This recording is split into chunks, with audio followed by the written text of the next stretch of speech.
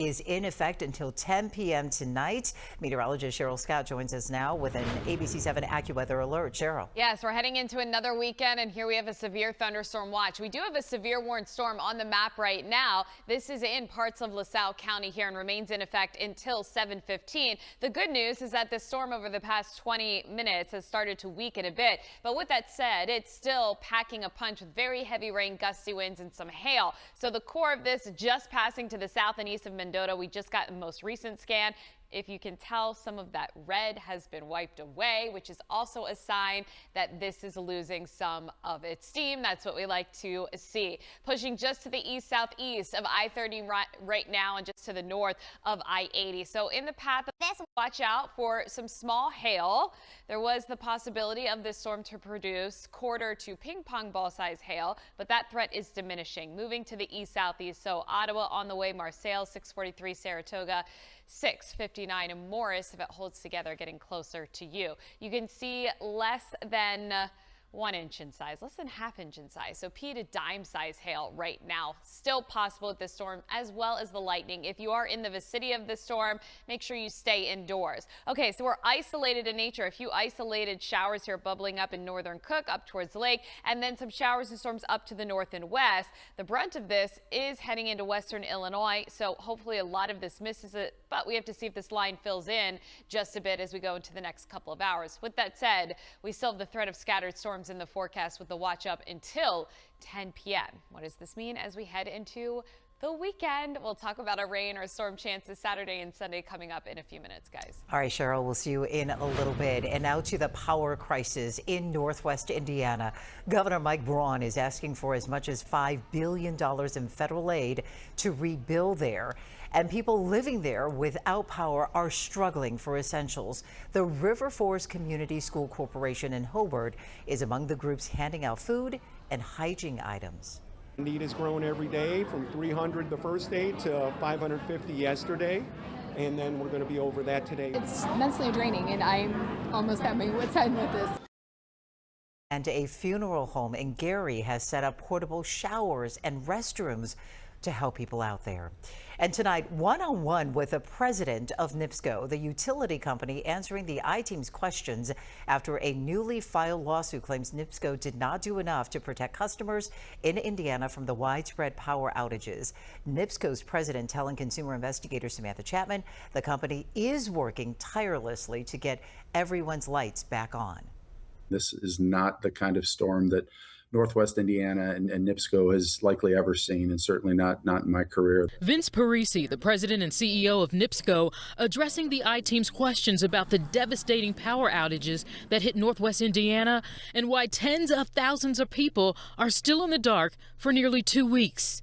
The size and the amount of tree damage that came down on our system that took out wires and poles and substations is unprecedented. And unless we underground the entire system, it's very difficult to prevent. But in this new class action lawsuit filed on behalf of Indiana residents, homeowners claim NIPSCO could have done more to prevent the widespread outages, accusing the company of ignoring requests to manage vegetation and failing to perform proper pole and line inspections. Instead of trimming the vegetation proactively on a set 5 to 7 year cycle, or something similar, NIPSCO simply reacts. They react after the fact, after the damage has already been done. What is your response to that lawsuit? Yeah, our focus is really on getting all of our customers restored, and we do everything we can every day to ensure that our customers have safe, reliable service. NIPSCO told the I-Team its vegetation management spend has more than doubled since 2016, which the company says demonstrates its commitment and focus on maintaining a safe and reliable electric system. Earlier this week, I spoke with Gary Mayor Eddie Melton, who expressed frustration with NIPSCO. That annual maintenance is something that has to be done, and the resources have to come from the utility company. As tens of thousands of people wait anxiously for their power to be restored, NIPSCO's president says they are doing everything in their power to get folks back online. Is there anything that you would do differently? We're certainly going to continue to look at our system and ensure that it is capable of meeting what Mother Nature throws at us. Samantha Chapman, ABC7 Eyewitness News.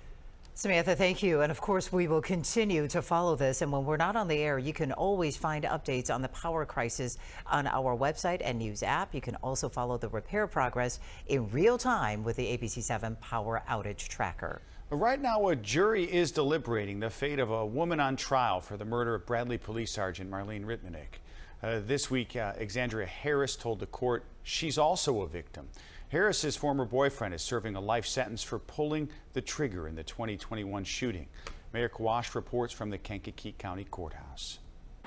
Well, the jury is now deliberating on this case after hearing about 4 hours of closing arguments, which Exandria Harris sat through, visibly emotional throughout it while shaking at times. It really has been just an emotionally exhausting couple weeks for everyone involved in this case. Families of both sides packing this courtroom every single day, awaiting this verdict, and now the case in the jury's hands.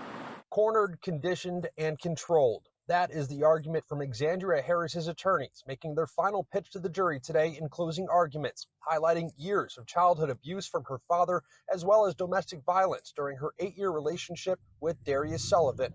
The defense attorney arguing Harris's fear for her own safety and Sullivan's instruction is what stopped her from complying with police at the Comfort Inn Hotel on December 29, 2021, as Sullivan shot 2 Bradley police officers, killing Sergeant Marlene Ritmanek and seriously injuring Officer Tyler Bailey in an incident that started with a response of dogs being left in a vehicle. Body camera video shown in court details 13 and a half minutes of the 2 officers knocking on the door of a room that Harris, Sullivan, and their kids were in. Prosecutors accusing Harris of buying time for Sullivan, who already had warrants out for his arrest, so he could load his firearm and shoot the officers as Harris opened the door. The defense disputing that, referencing this quote heard on Sergeant Ritmanek's body camera video, saying, quote, "I can hear him talking to her in the background, telling her what to say." Prosecutors then pointed to body camera video that shows the moments after the first shots were fired, where a fight ensued between Sergeant Ritmanek and Sullivan as he tried to grab her weapon while his own weapon was jammed. Prosecutors accuse Harris of helping Sullivan get that second weapon, which was then used to fire a second fatal shot into Sergeant Ritmanek's neck. After Sullivan left the scene to Indiana, prosecutors accuse Harris of taking the weapons and magazines instead of her children's clothes and toys before meeting Sullivan at his mother's home in Indiana.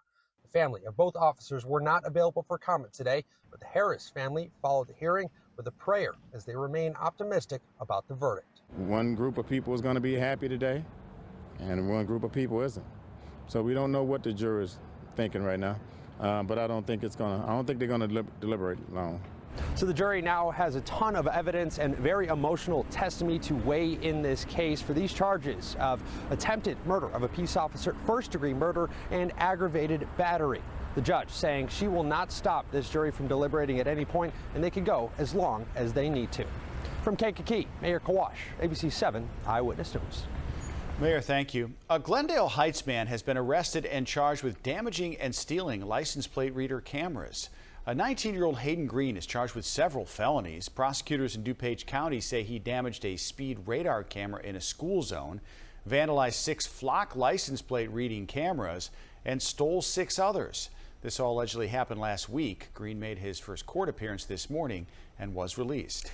While many kids are already back in the classroom, Chicago Public Schools not starting until Monday, and several groups are doing what they can to make sure everyone is ready for that first day.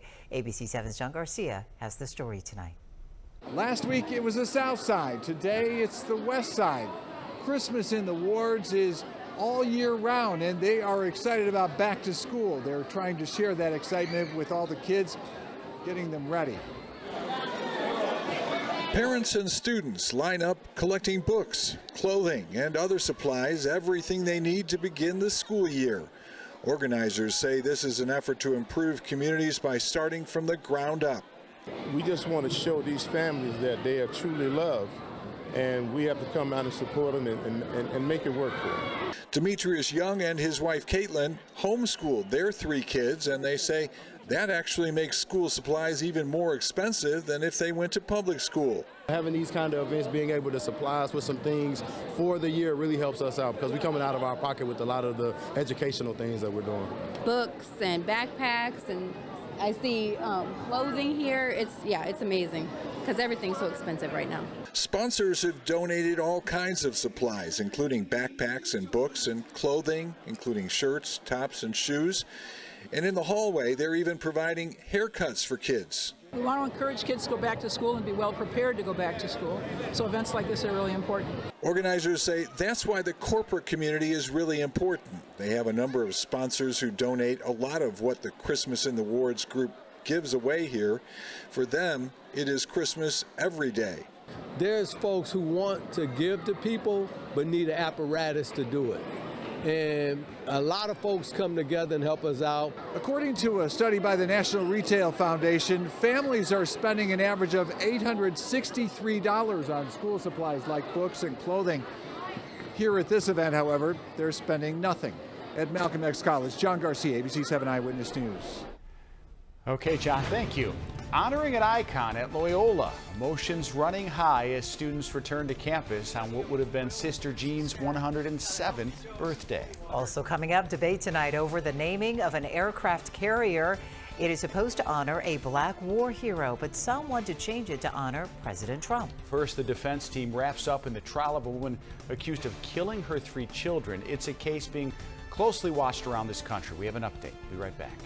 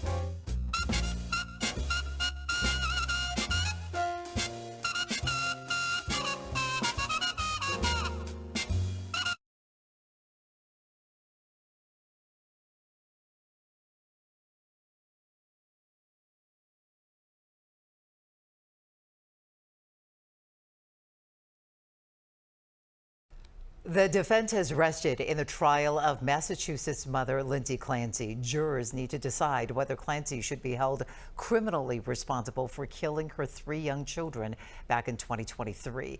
Today, a leading forensic psychiatrist testifying there is no evidence that she was faking her symptoms of postpartum psychosis at the time of the crime.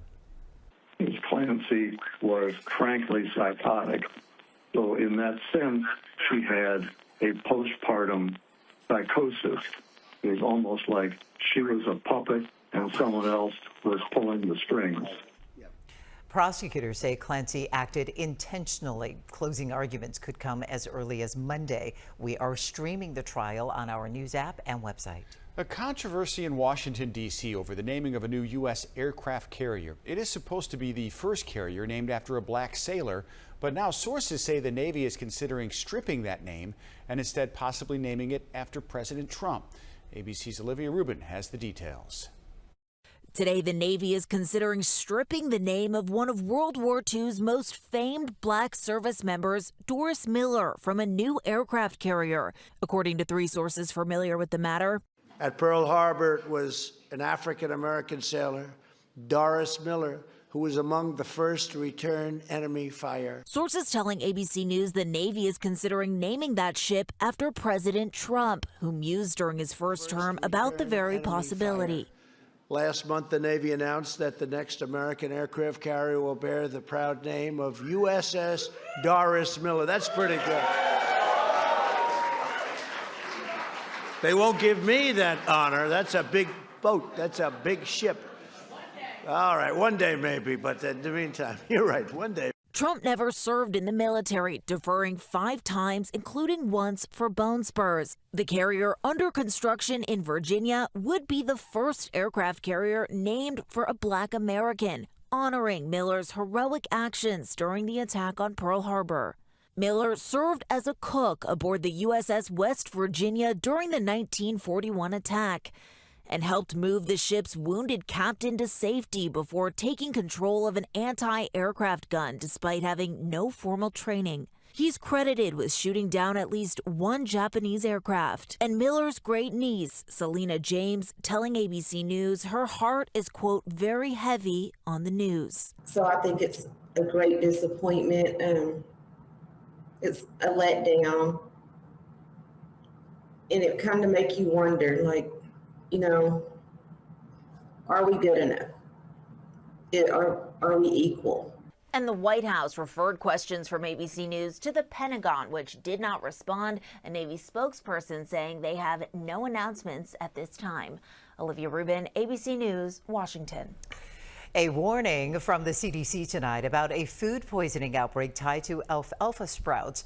According to the agency, 55 people have become sick across 15 states. Most were in Minnesota and Wisconsin. However, illnesses were also reported in Indiana and Michigan. Health officials say this food poisoning outbreak involves people with salmonella and different strains of E. coli. The sprouts were produced by a Minnesota grower called Everything Sprouts. The warning from the I-Team tonight about how AI is being used to find your exact location when you post on social media. We'll tell you what scammers are doing with that information. Consumer investigator Jason Knowles reports. And a severe thunderstorm watch is in effect for several more hours here tonight when potentially strong storms could hit in your AccuWeather alerts after the break.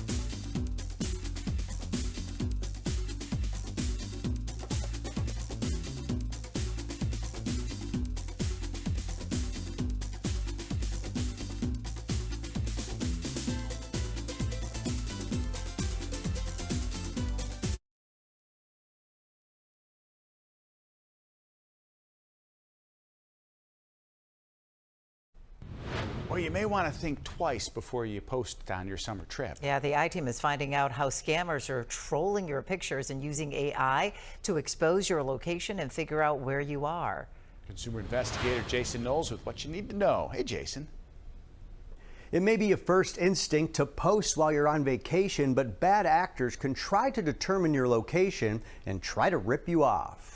Scammers now using AI to analyze your posts to figure out where you are.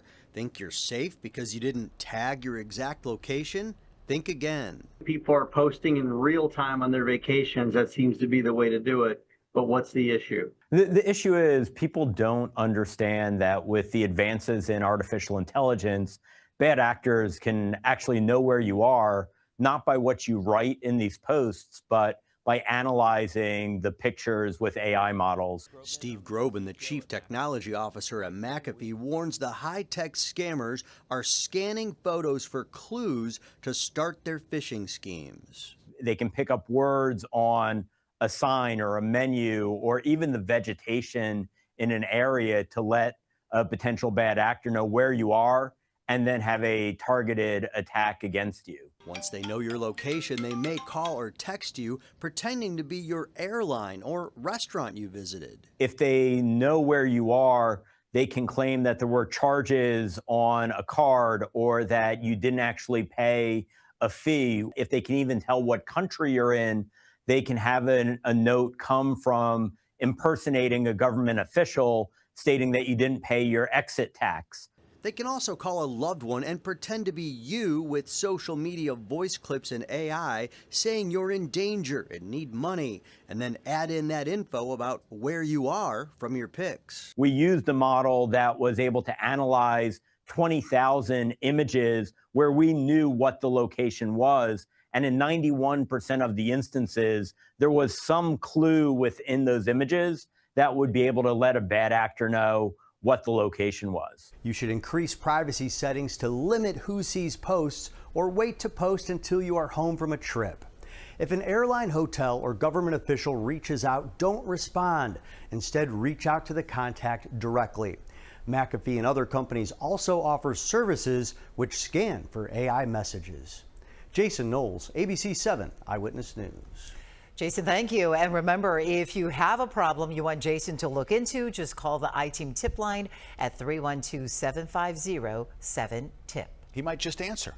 Yes, he might, right. yeah. They follow a lot of these stories. Thanks to Jason, the I-Team. Live look outside. It's hazy and overcast. We're hoping these storms miss most of the Chicago area because it's been a rough couple weeks. Yeah, Cheryl Scott is standing by watching those chances tonight, though. Cheryl. Yes, and it is fairly isolated. A lot of folks here will get in this Friday night dry. We have a few isolated showers in parts of Lake County up across the state line. We were watching a severe storm here in parts of LaSalle County. It is now weekend. We have no severe warnings on the map, so that is a good sign. You can see just west of LaSalle along I-80 stretching over to Ottawa. Still getting a decent storm here. We have lightning, we have downpours, also the potential here of dime, penny-size hail falling with some gusty winds. It is moving to the south and east. It will continue moving south of I-80 as we go into about the next 20-25 minutes, but Dimmick getting in on some very heavy rain, and LaSalle that's heading right in your direction. So downpours here, Marseilles at 6:52 knocking at your door, Otter Creek 706 Street or 711 Reading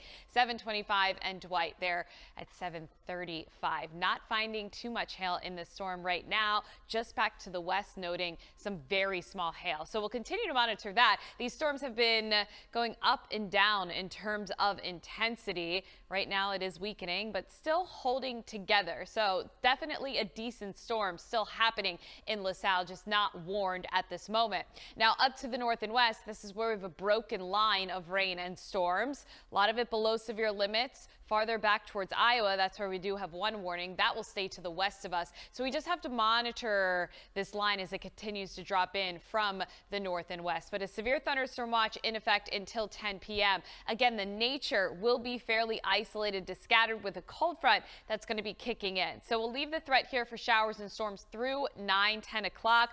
Hopefully on a weakening trend. Haven't seen too much in terms of storm intensity across the area today, so let's hope that continues. Overnight, we dry out into the start of the weekend. For tonight, still under level 2 out of 5 for severe weather. The main threats will be downpours, hail, as well as some high gusty winds. Into tomorrow, rain chances going down and then way down 0 as we head into our Sunday. So what does this mean for our weekend? We advance through our Saturday afternoon, the possibility of an isolated shower or sprinkle in the forecast, but a lot of the area staying dry under mostly sunny skies. It will be a breezy day, winds out of the north, gusts up to about 20-25 miles per hour, and highs in the upper 70s, low 80s. There you can see 8 o'clock, again, a few showers trying to get going over Lake Michigan. So again, a passing shower or storm possible, but anything that happens on Saturday would be very brief. So if you get hit with rain, it's not going to last very long. We continue with dry conditions into our Sunday. Low humidity and temperatures will be a bit cooler. So tomorrow going up close to 80, by Sunday there, that high of only 77. Now we do have to watch out for boating as well as beaching. Red flags will be up on some area beaches here, especially northwest Indiana. Waves up to 3 to 6 feet with those winds out of the north up to 10 to 20 miles per hour, and that remains through the weekend. Temps near average, a little below, but by Wednesday back up to 83. But the overall trend into next week will be our temperatures near and below average. Right now we're in the 70s, overnight in the 60s. AccuWeather alert with the possibility still of a strong storm or two. Isolated storm, rain chance for our Saturday. Dry time certainly winning out. Sunday, beautiful day. Monday, 79, 80s through the middle of next week. By Friday, high there of 76, guys. It looks okay. Thanks, Cheryl. You get the latest forecast anytime with the free ABC7 Chicago News app. You scan that QR code on your screen, you'll get a link to the download. All right, well, there is a new fixture on Loyola's campus. How the school's honoring the beloved Sister Jean. It's a story you don't want to miss. Next.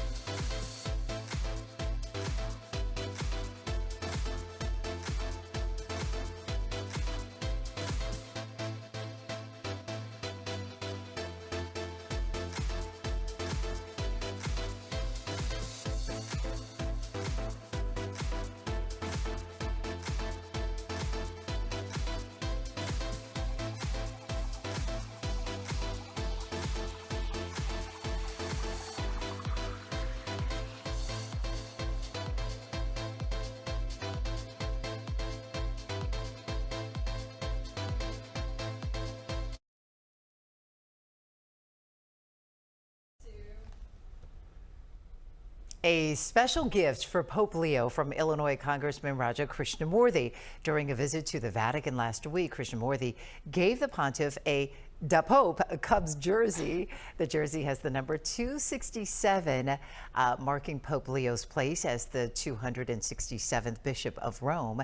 Krishnamurthy is a lifelong Cubs fan, and of course we know that the Pope is a lifelong Sox fan. Would love to ask Pope Leo how he feels about getting the Cubs stuff. All the Cubs stuff, yeah. He's a huge Sox fan. Either way, he's got a lot of good swag over there in the Vatican. She was the matriarch of Loyola University and the Ramblers' biggest fan. And today, a special honor for the late Sister Jean. The university's beloved nun now immortalized on campus with a new statue. And as Jasmine Miner explains, now everyone who visits the university can sit next to an icon. The sculptor says he designed the statue of Sister Jean to sit on a low bench and, of course, with a Loyola basketball in her hand, and so that anyone could come, sit next to her, take a picture, and maybe, as he says, leave with a little advice.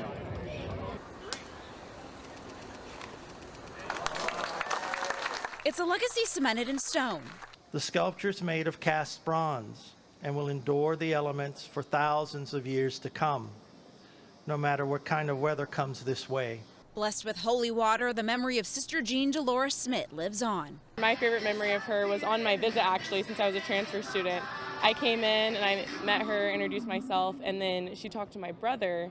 And then 9 months later, we met with her again, and she remembered everything about my family, my brother. Her oldest friends getting the first chance to sit next to her once again. An emotional day on what would have been her 107th birthday. Even though she's not here physically, like, her presence is still so prominent here. Sister Jean became a national sensation as a longtime chaplain of Loyola University Chicago's basketball team. She gained widespread attention during Loyola's 2018 March Madness run, when the then 98-year-old nun became a beloved symbol of the team's Cinderella story. The international icon passed away last October, but her can-do spirit remains on campus.